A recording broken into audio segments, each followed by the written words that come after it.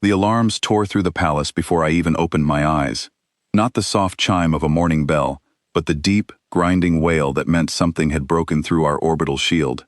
I was on my feet before I finished waking, my bare hands already pulled inside their gloves, because on my world, a body waking in a hurry is a body that forgets to be careful, and I could never afford to forget. Guard Captain Marcus burst through my chamber door without knocking, which told me everything before he spoke a single word. Raiders had breached the lower docking ring. Not scouts, not smugglers testing our borders. A full boarding party, cutting through steel with plasma torches, while the peace summit below continued in blind ignorance, unaware that the ceremony meant to end decades of conflict, was about to become the very reason for another war. I ran.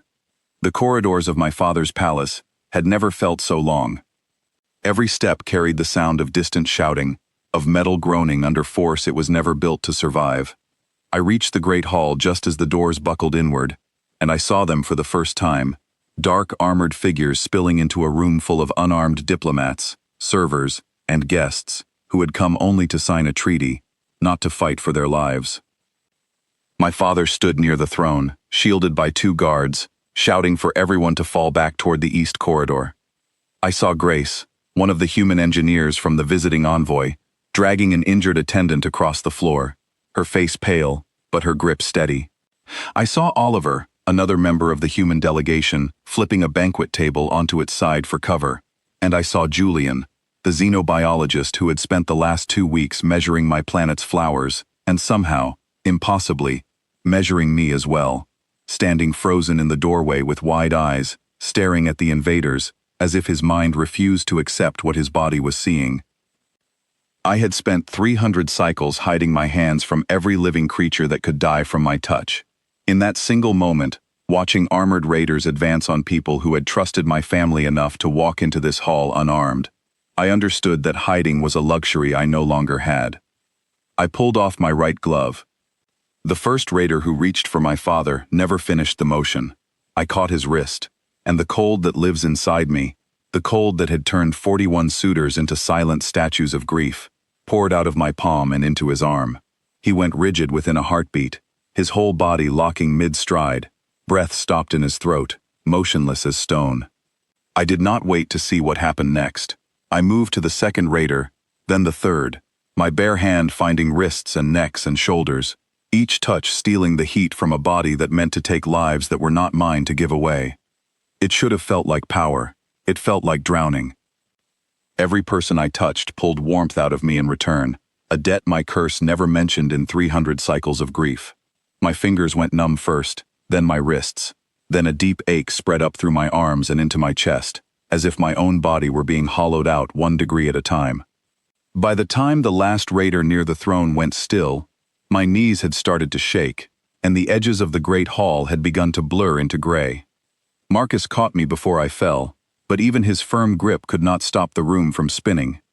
Somewhere behind him, I heard a new voice cut through the chaos, deep and commanding, speaking words in a dialect I recognized from old border skirmish reports. Commander Dorian, the raiders were not simple pirates after all. They served a warlord who had spent years trying to seize territory from my father's kingdom, always failing at the negotiating table, always retreating before open war. I understood, in the space of a single breath, exactly why he had chosen this night, this treaty, this room full of witnesses from another world entirely. He did not want the palace. He wanted me. A soldier who could freeze a heart with a single touch was not a daughter to him. She was a weapon he intended to steal. 2 of his men broke away from the retreating raiders and came straight toward me, moving with the practiced speed of soldiers who had trained for exactly this task. Marcus stepped in front of me, his blade raised, but there were 2 of them, and only 1 of him, and my legs still refused to hold my own weight after draining so much warmth from my body in the fight. Then Julian moved. He did not have a weapon. He had a serving tray, still gripped in one hand from where he had used it to shield Grace only moments before, and he swung it into the nearest attacker, with enough force to send the man stumbling into a column. It bought us 3 seconds, no more, but 3 seconds was enough for Marcus to recover his footing and drive the second attacker back toward the shattered doors. Julian grabbed my arm to pull me upright, and I flinched, waiting for the frost to spread across his skin the way it always had, the way it had 32 days earlier in the observatory, when I had tested him with a single reckless kiss, and watched, astonished, as his body burned the cold away before it could take hold. This time there was no time for wonder.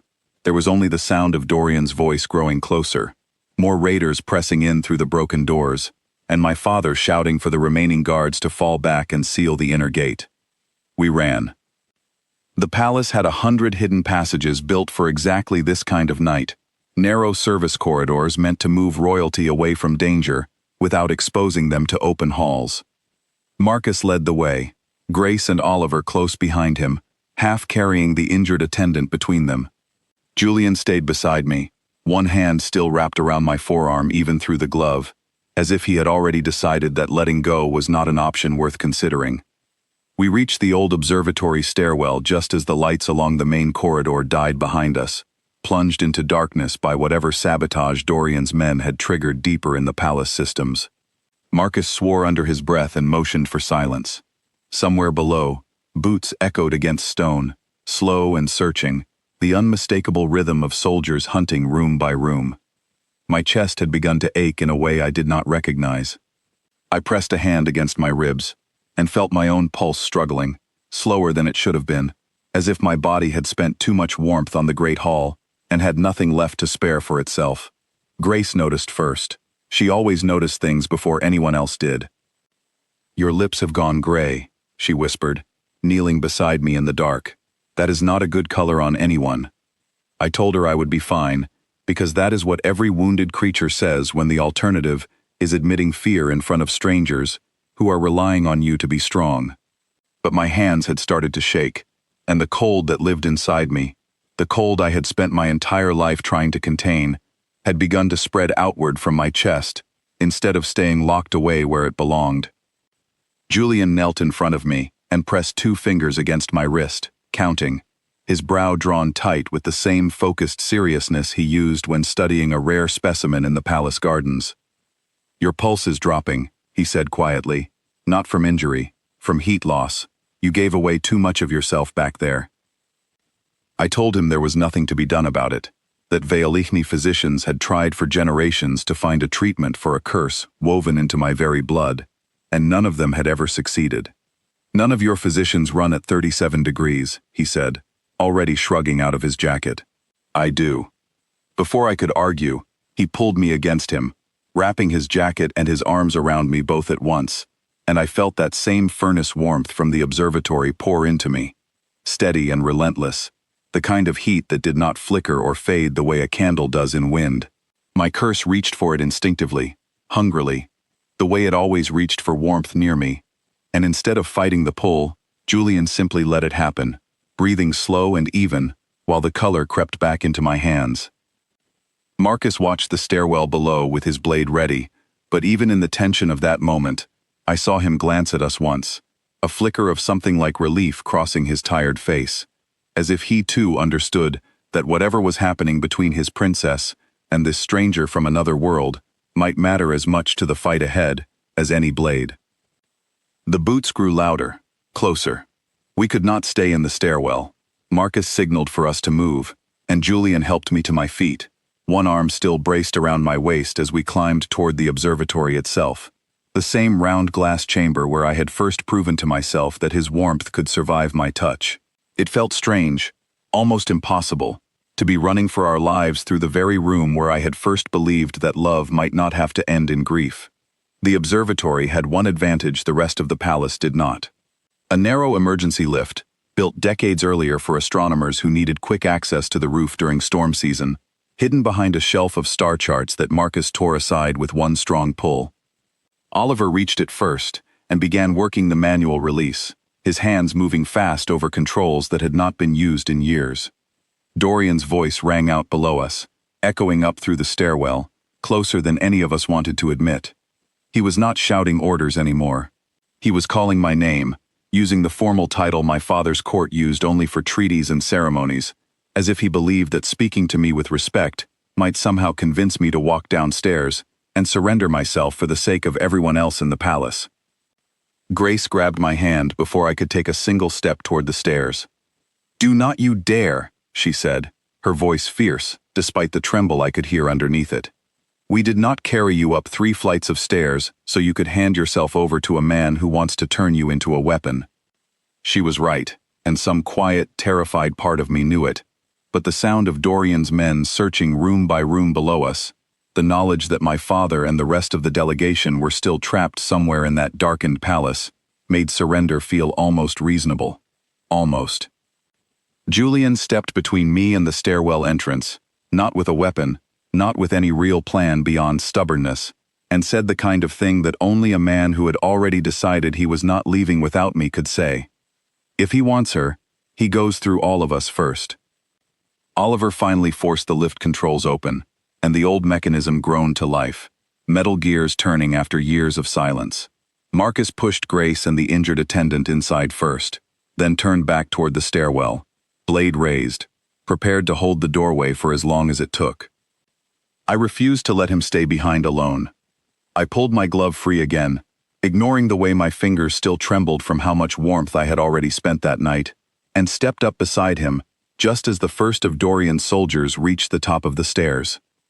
Julian caught my other hand, not pulling me back this time, but standing beside me, his fingers laced through mine, sharing whatever heat his body could still offer, even as exhaustion pulled at both of us. The soldier lunged. I caught his forearm with my bare hand, and for one terrible second, I feared I had nothing left to give, that my curse would simply fail and leave us both exposed.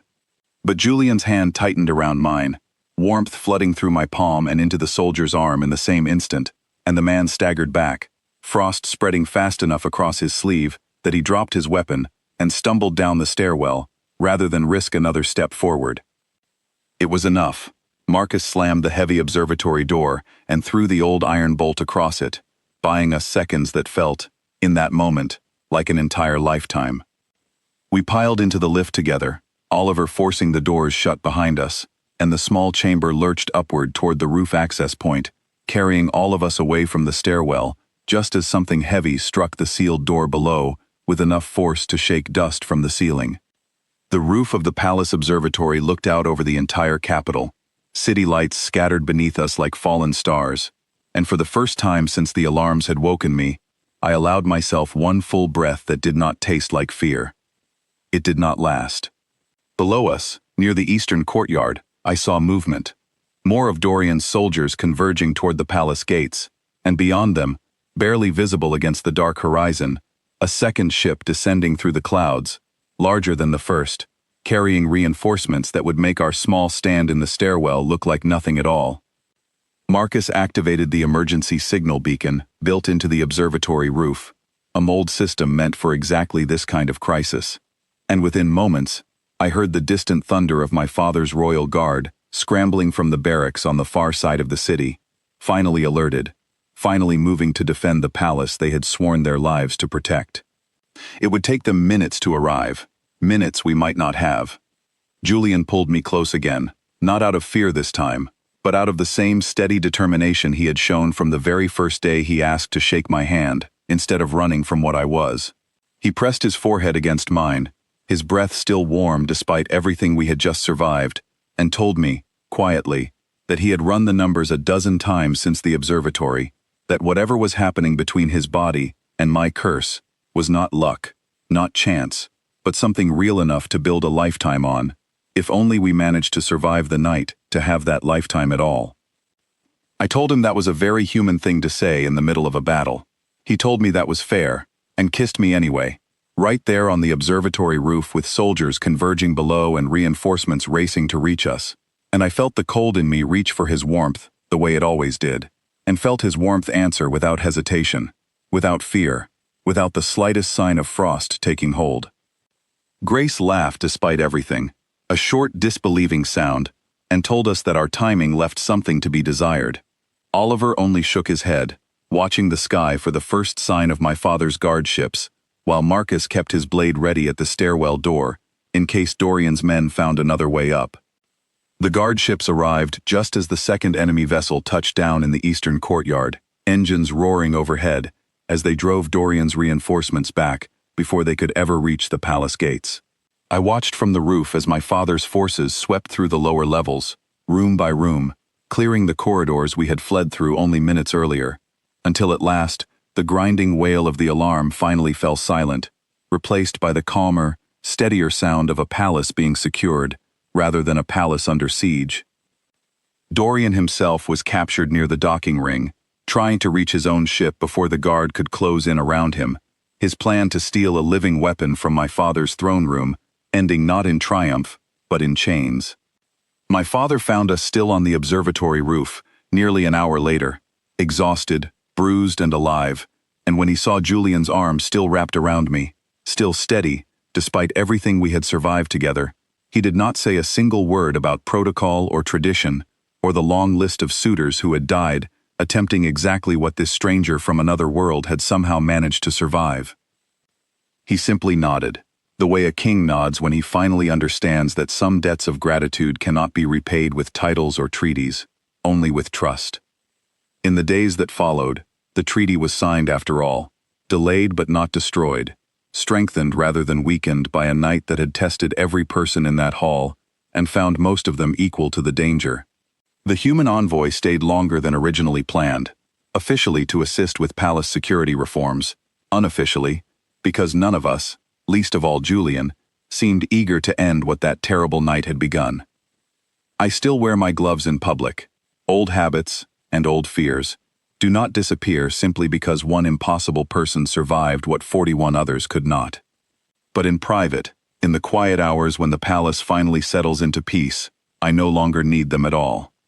300 cycles I spent, believing that warmth was a story that would never include me, that my touch was destined to remain a tragedy, repeated over and over across a hall full of silent statues. Then a raider's blade nearly ended everything in a single violent night, and a stranger with a furnace for a heart proved, once and for all, that even the deadliest curse can meet its match, if only it waits long enough for the right kind of fire to walk through the door.